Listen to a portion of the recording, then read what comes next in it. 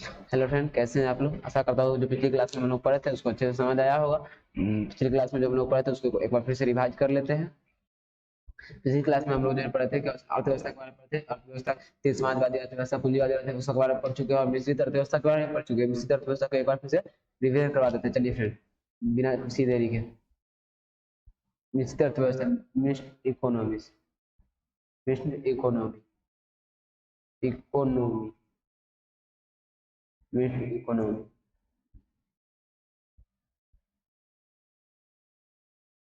मिश्रित अर्थव्यवस्था, मिश्रित मिश्रित अर्थव्यवस्था, मिश्रित अर्थव्यवस्था, अर्थव्यवस्था, मिश्रित अर्थव्यवस्था, मिश्रित अर्थव्यवस्था मतलब मिक्स्ड इकोनॉमिक्स। मिश्रित अर्थव्यवस्था की शुरुआत कब से हुई?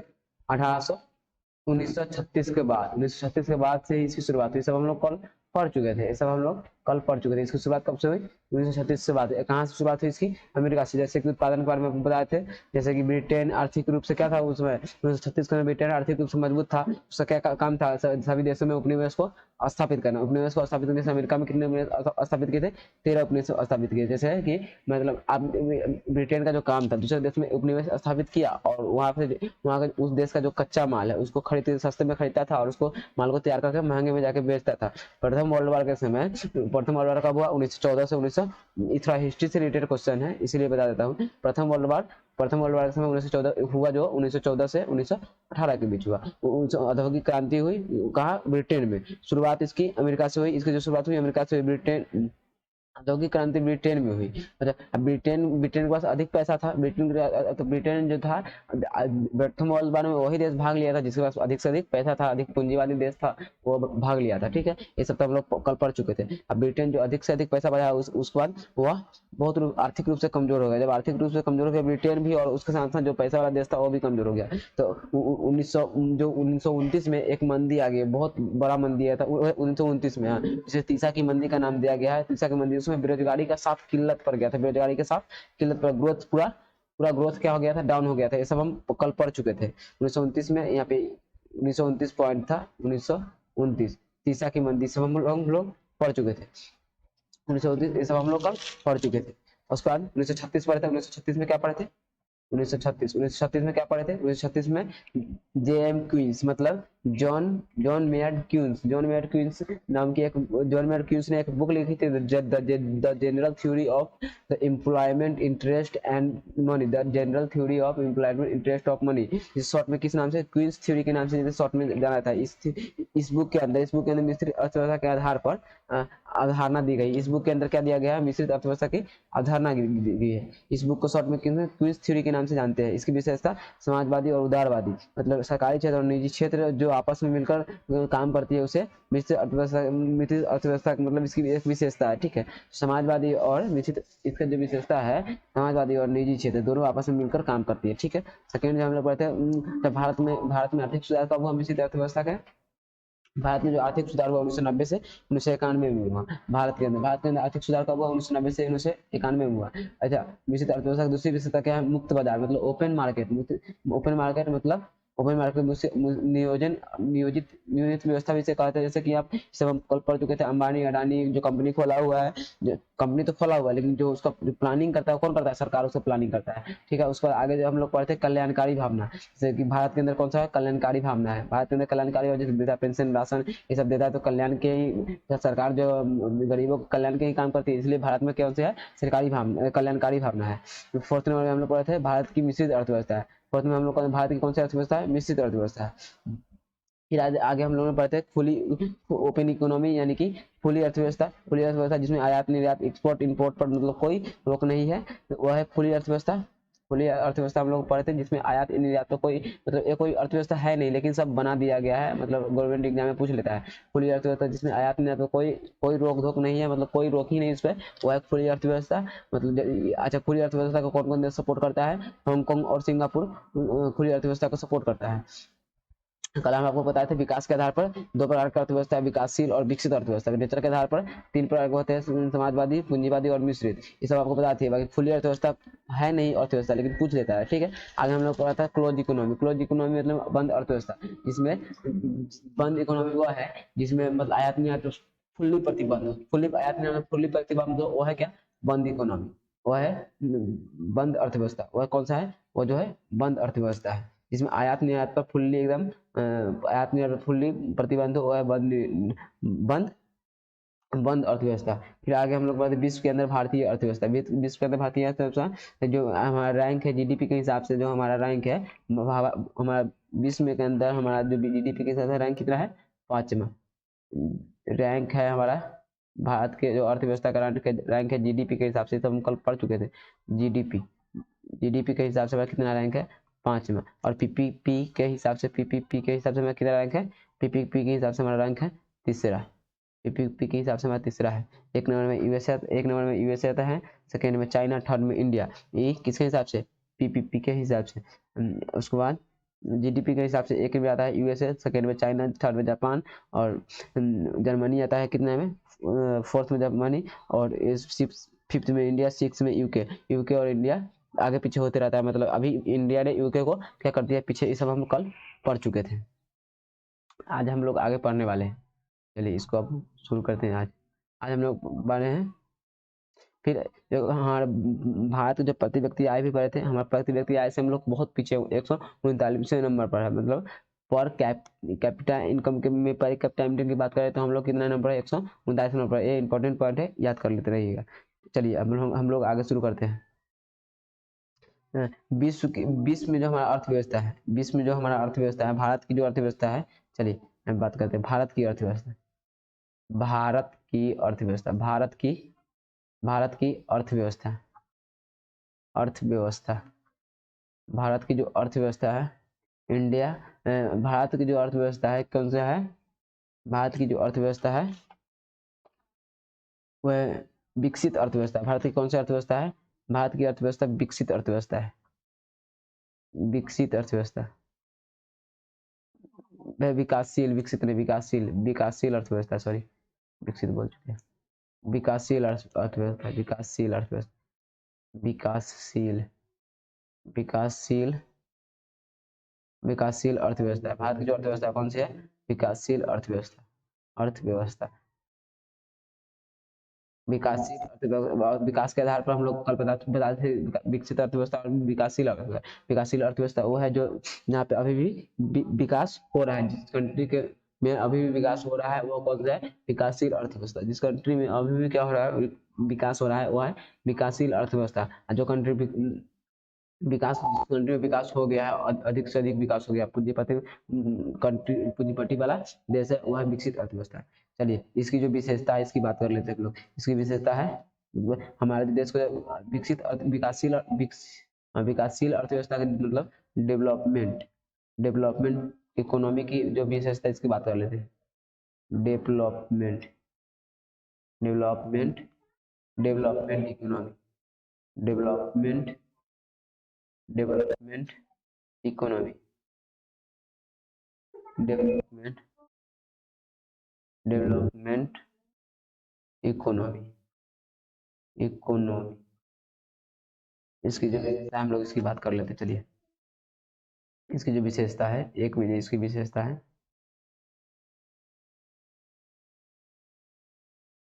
विशेषता डेवलपमेंट इकोनॉमी की जो विशेषता है इसकी बात कर लेते हैं। इसकी जो एक विशेषता, तीव्र तीव्र जनसंख्या वृद्धि, तीव्र जनसंख्या वृद्धि, तीव्र जनसंख्या वृद्धि, जनसंख्या वृद्धि, तीव्र जनसंख्या वृद्धि, तीव्र जनसंख्या वृद्धि। जैसे कि आप भारत में विकासशील अर्थव्यवस्था है, इसमें भारत में जो है जनसंख्या पर कोई नियंत्रण नहीं लग रहा है, मतलब सरकार ने प्रतिबंध लगाया था लेकिन कोई नियंत्रण नहीं लग रहा है। इसकी जो दूसरी विशेषता है, कृषि पर आधारित, कृषि पर आधारित, कृषि पर आधारित, कृषि, कृषि पर आधारित, कृषि पर, कृषि पर आधारित और आधारित। भारत किस पर आधारित है, कृषि पर आधारित, कृषि पर आधारित।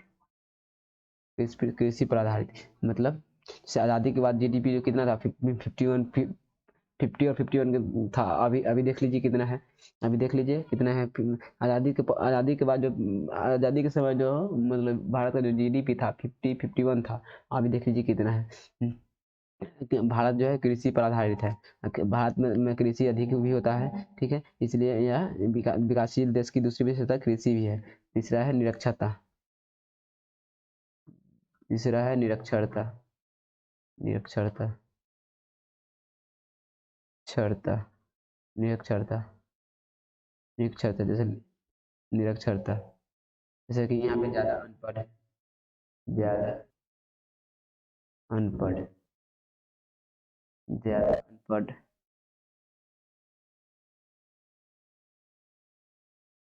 ज़्यादा अनपढ़,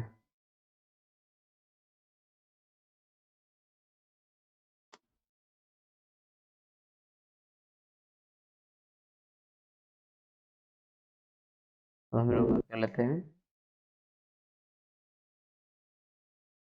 फोर्थ नंबर जो हमारा है, फोर्थ नंबर में है पूंजी का अभाव। ये बेरोजगारी भी बहुत है, भारत में बेरोजगारी बहुत है। बेरोजगारी तो हमारी आज़ादी के समय से ही है, बेरोजगारी, गाड़ी भारत में बेरोजगारी भी बहुत है। तो इसी तरह मतलब विकसित विकासशील अर्थव्यवस्था की एक ये भी उदाहरण है, बेरोजगारी। फिर आगे हम लोग देख लेते हैं बेरोजगारी, उसके बाद हम लोग देख लेते हैं आज़ादी के समय से ही बेरोजगारी है। और फिफ्थ नंबर जो हमारा है, फिफ्थ नंबर में हमारा लो टेक्नोलॉजी। यहाँ पे लो टेक्नोलॉजी, जैसे अमेरिका बहुत विकसित हो गया, अमेरिका जापान है, सारा काम मशीन से ही होता है, लेकिन यहाँ पे अभी भी है थोड़ा मोड़ा लो टेक्नोलॉजी, लो टेक्नोलॉजी, लो टेक्नोलॉजी, लो टेक्नोलॉजी। यहाँ पे लो टेक्नोलॉजी, टेक्नोलॉजी बहुत लो है। निम्न तकनीकी, निम्न तकनीकी, तकनीकी, निम्न तकनीकी, निम्न तकनीकी, लो टेक्नोलॉजी यानी कि निम्न तकनीकी। आगे हम लोग देख लेते हैं सिक्स नंबर में जो हमारा क्या है, कमजोर। सिक्स नंबर में जो हमारा है कमजोर, नंबर में आर्थिक संगठन। इसकी देखिए इसमें सिक्स नंबर में जो हमारा है, इसकी जो पहचान है विकासशील अर्थव्यवस्था की, नहीं, विकासशील अर्थव्यवस्था की कमजोर आर्थिक संगठन। यहाँ पे जो आर्थिक संगठन है वो बहुत कमजोर है, कमजोर, कमजोर आर्थिक संगठन, कमजोर आर्थिक, आर्थिक संगठन, कमजोर आर्थिक संगठन, संगठन, संगठन, कमजोर आर्थिक संगठन, कमजोर आर्थिक संगठन। विकासशील अर्थव्यवस्था की जो पहचान है कमजोर आर्थिक संगठन।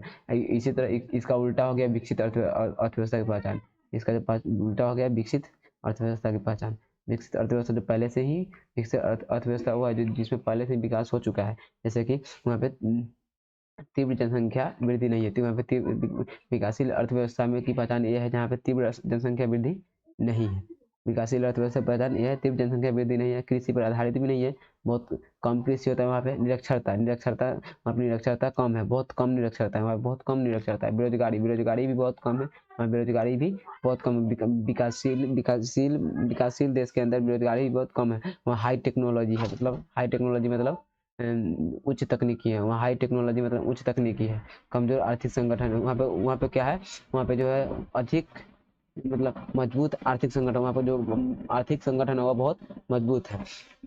यहाँ पे ये जो है ये कौन सा है, विकासशील अर्थव्यवस्था की पहचान। इसका उल्टा कर दीजिए हो जाएगा विकसित, विकसित अर्थव्यवस्था की पहचान। विकसित अर्थव्यवस्था की पहचान बता चुके, वहाँ पे तीव्र जनसंख्या वृद्धि नहीं है, तीव्र जनसंख्या वृद्धि नहीं है। विकसित अर्थव्यवस्था की पहचान विशेषता ये है। और कृषि पर आधारित भी नहीं है, नहीं होती कृषि, कृषि होता है लेकिन उतना कृषि जो होता है वहाँ पे अधिक टेक्नोलॉजी से ही होता है। अच्छा, 18 जो निरक्षरता दर कम, बहुत कम है निरक्षरता दर। और बेरोजगारी जो है, बेरोजगारी, बेरोजगारी भी बहुत कम है। बेरोजगारी वहाँ पे हाई टेक्नोलॉजी है, उच्च उच्च तकनीकी है, वो जो है उच्च तकनीकी है। कमजोर आर्थिक संगठन नहीं है वहाँ पे, क्या है वहाँ पे अधिक, अधिक से अधिक मजबूत आर्थिक संगठन, अधिक से अधिक मजबूत आर्थिक संगठन है। चलिए फ्रेंड, अब आगे हम लोग देख लेते हैं, आज का टॉपिक शुरू करते हैं। आज का हम लोग आशा करता हूँ ये अति समझ आया होगा। अब आज हम लोग आज का टॉपिक शुरू करते हैं, sector of economy, sector of economy. आज का जो हमारा टॉपिक है, नेक्स्ट पॉइंट, मेन टॉपिक यही है, सेक्टर ऑफ इकोनॉमी।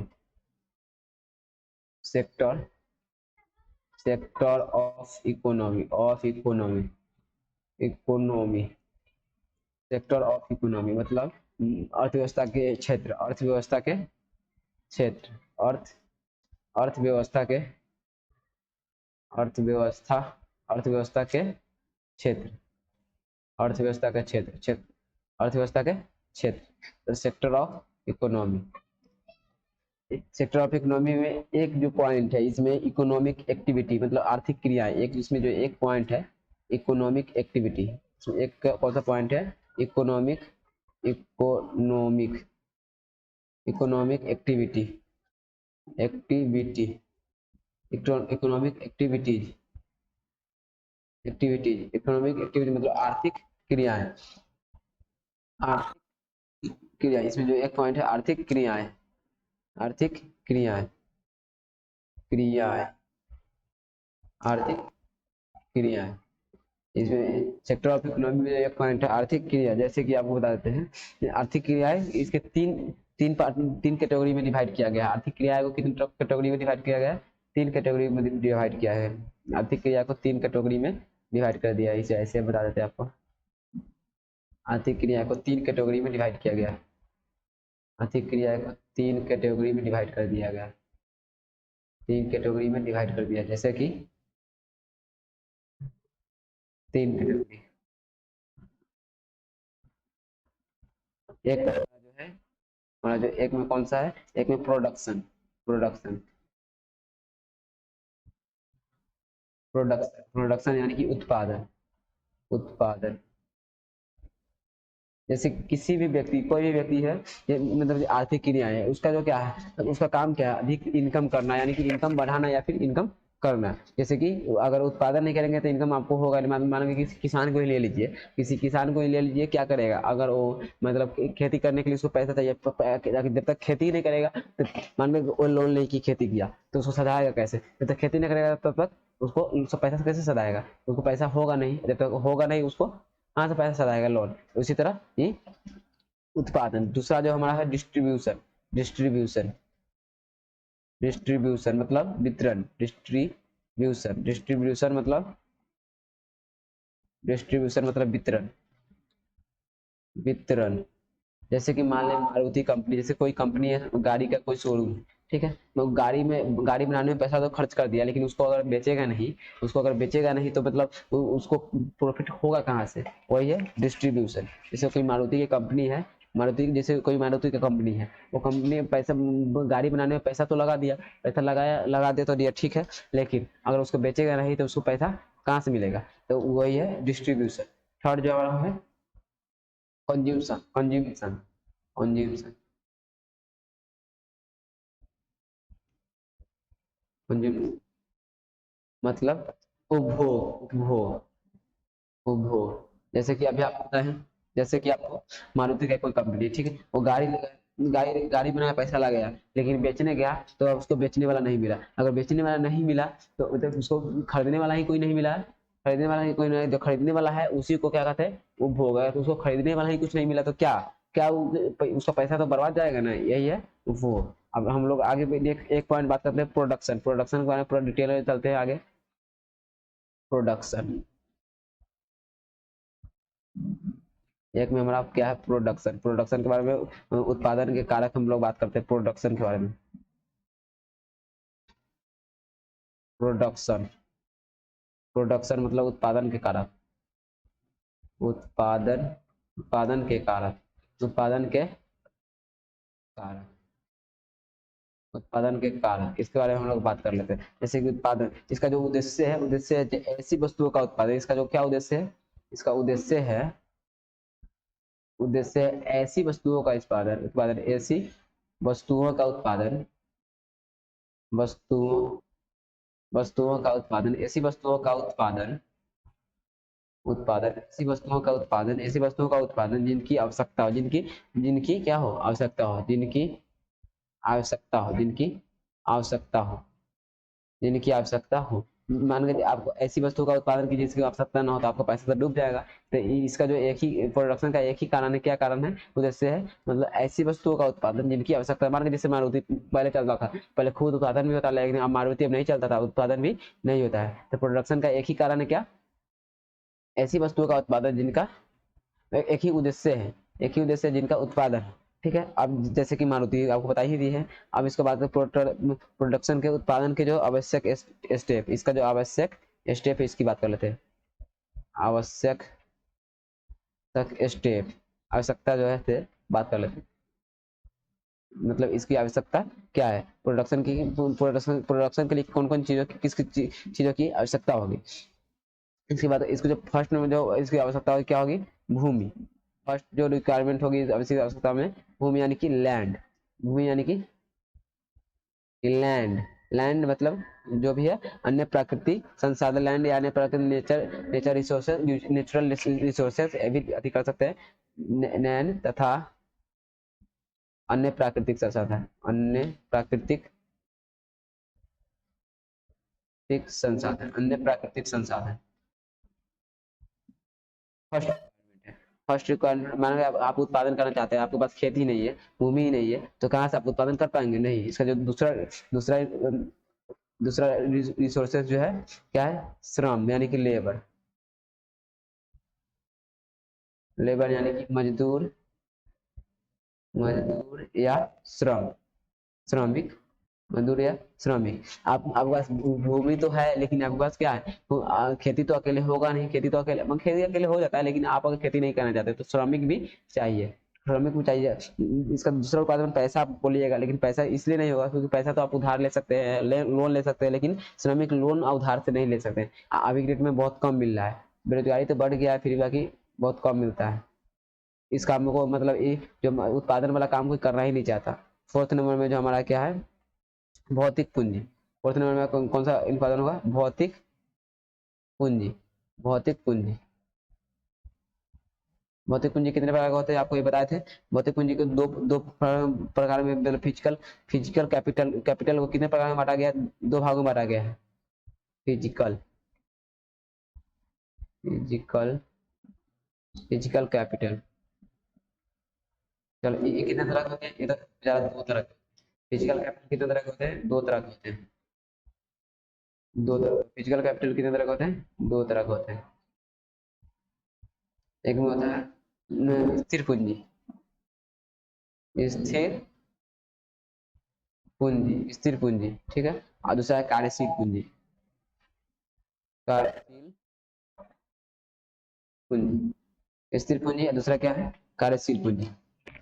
स्थिर पूंजी वो है जिसमें मान के आप कोई पूंजी पूंजी फंसा दिए, कोई चीज में पूंजी फंसा दिए और वह एक जगह स्थापित कर दिए, वो हो गया स्थिर पूंजी। और मतलब कोई जैसे मशीन हो गया, जैसे कि मशीन हो गया, घर बनाने के लिए आप पूंजी फंसाया है, वो घर हो गया। और भी सामान है जो मतलब एक जगह स्थिर कर दिया, वो औजार भी हो गया, वो एक जगह स्थिर रहता है, वो है स्थिर पूंजी। कार्यशील पूंजी जैसे कि नगद मुद्रा, नगद मुद्रा है कार्यशील पूंजी। जैसे कि आपके पास पैसा है तो आपके पास वह कार्यशील पूंजी हमेशा उससे कार्य कर सकते हैं, उससे कार्य हमेशा कर सकते हैं, कार्यशील पूंजी। इसको इंग्लिश में लिख देते हैं permanent, permanent, permanent capital, permanent capital, permanent capital, capital. Third जो हमारा working, working capital, capital, working capital. Second जो हमारा है वर्किंग कैपिटल। फोर्थ जो हमारी रिक्वायरमेंट होगी, अच्छा देखिए जैसे थर्ड हमारा इसके रिक्वायरमेंट आप उत्पादन के लिए, ये थर्ड में भौतिक पूंजी इसलिए उत्पादन है आवश्यक है क्योंकि उत्पादन के लिए आपको पूंजी की भी आवश्यकता होती है, पूंजी की भी आवश्यकता होती है, पूंजी के लिए भी आवश्यकता होती है, ठीक है। फोर्थ नंबर जो हमारा कौन सा है, फोर्थ नंबर जो हमारा ज्ञान। मान गए आप उत्पादन करते हैं, ठीक है, मान गए आप उत्पादन करते हैं, लेकिन आपके पास उत्पादन करते हैं, खुदी भूमि सब कुछ है, पैसा भी है, लेबर भी है, लेकिन आपके पास ज्ञान नहीं है तो उत्पादन नहीं होगा। जैसे कि आपको ज्ञान ज्ञान मान गए आपके पास सब कुछ है, आप धान का मतलब धान ही को ले लीजिए, धान का बीज छिड़ दिए, धान का बीज तैयार होता है 22 दिन में, उसको 5 दिन में उखाड़ के रोप दीजिएगा, थोड़ी ना होगा। इसलिए इसको ज्ञान की भी आवश्यकता होती है, नॉलेज की।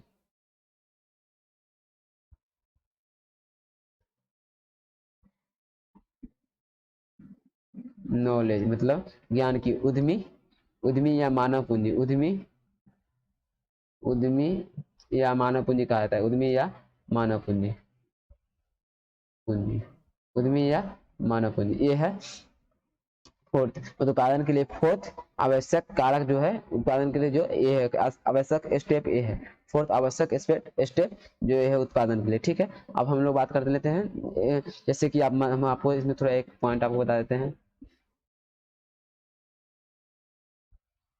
जैसे कि आपको बता देते हैं, जैसे कि एक किसान है, किसान है, ये भी किसान भाई है, ये भी किसान है और ये भी किसान है। ठीक है, ये भी किसान है, ये इसके पास भी तीन तीन कट्ठा जमीन है, 3 कट्ठा, गांव में कट्ठा ही बोला जाता है, इसके पास भी 3 कट्ठा जमीन है। ठीक है, 3 कट्ठा इसके पास है जमीन है, 3 कट्ठा इसके, ये साल भर में 3 बार फसल उगाता है, 3 फसल उगाता है, और ये साल भर में कितने फसल उगाता है, 3 फसल, एक ही फसल उगाता है, साल भर में एक ही फसल उगाता है।